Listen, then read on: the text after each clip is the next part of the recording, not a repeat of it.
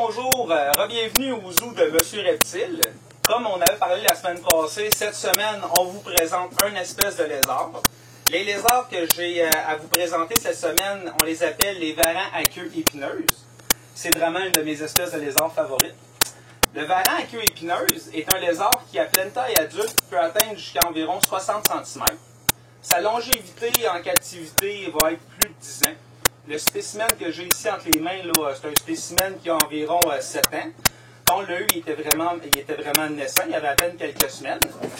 Les varans à queue épineuse, on va les retrouver dans les régions de l'Australie. Ils vont aimer les climats qui sont désertiques, les climats qui sont particulièrement chauds, secs. C'est un lézard qui fait partie d'un groupe. Le groupe des varans contient plus de 45 espèces. Puis parmi ces espèces-là, l'espèce de varan la plus connue est probablement le dragon de Komodo. Un varan qui peut atteindre une taille de 3 mètres puis peser au-dessus de 140 kg. Ça commence à faire du lézard. Le varan à queue épineuse fait partie des plus petites espèces de varans.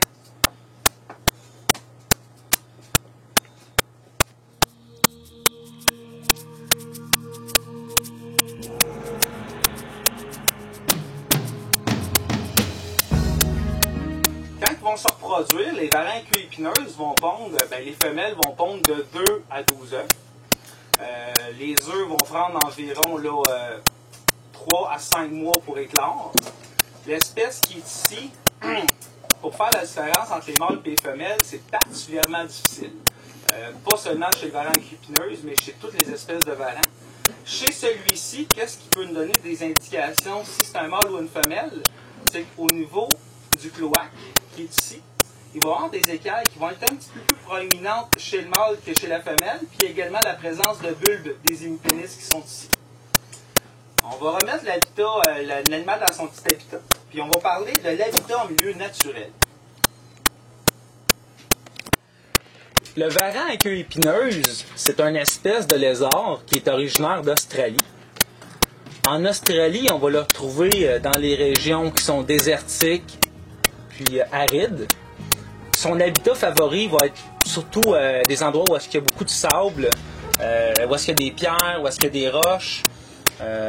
Toutes ces accumulations de pierres-là, l'animal va s'en servir comme cachette, va s'en servir justement pour aller ça va être un moyen de défense contre les prédateurs d'aller se cacher là. Les prédateurs, vont avoir d'autres varans, il va avoir également des oiseaux de proie, des serpents, puis des mammifères qui peuvent se nourrir des varans à queue épineuse. Cette espèce de varan-là, par sa petite taille, est capable de courir particulièrement vite puis aller dans des terriers, dans des trous qui sont vraiment inaccessibles pour leurs prédateurs. C'est qu'ils vont avoir la vie sauve. Ils vont servir également des interstices entre les pierres pour se cacher puis faire de la chasse à l'affût. Les varans à queue épineuse sont des très bons chasseurs, sont super agiles. Leur proie favorite, ça va être des coccinelles, des orthoptères, c'est-à-dire des sauterelles.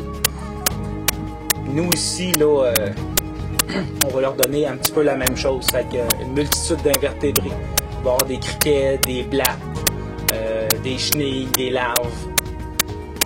Fait que dans quelques instants, on va s'apprêter à les nourrir. Vous allez pouvoir voir que leur réponse alimentaire est très, très, très effilée.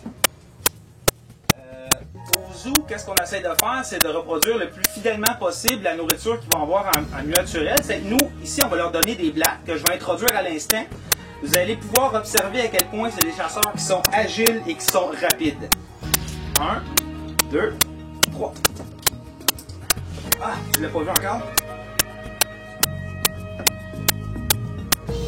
Je pense qu'ils sont pas vraiment... La réponse alimentaire n'est pas vraiment élevée parce qu'ils n'ont vraiment pas vraiment vu. Mais quoi du déplacement? Allez. Wow! Après, il n'a pas eu grand chance, hein?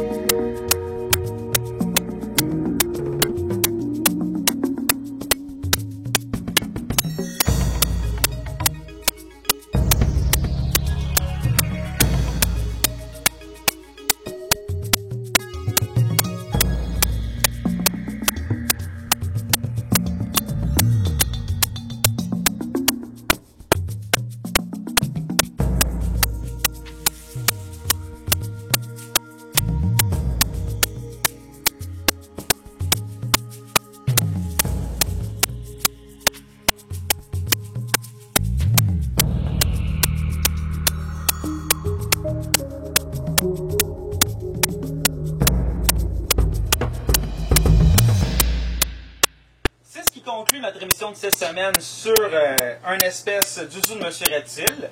Revenez-nous la semaine prochaine, où est-ce qu'on va découvrir une autre espèce. Par contre, cette fois-ci, je la présente pas. Ça va être une espèce mystère. Sur ce, passez une bonne semaine.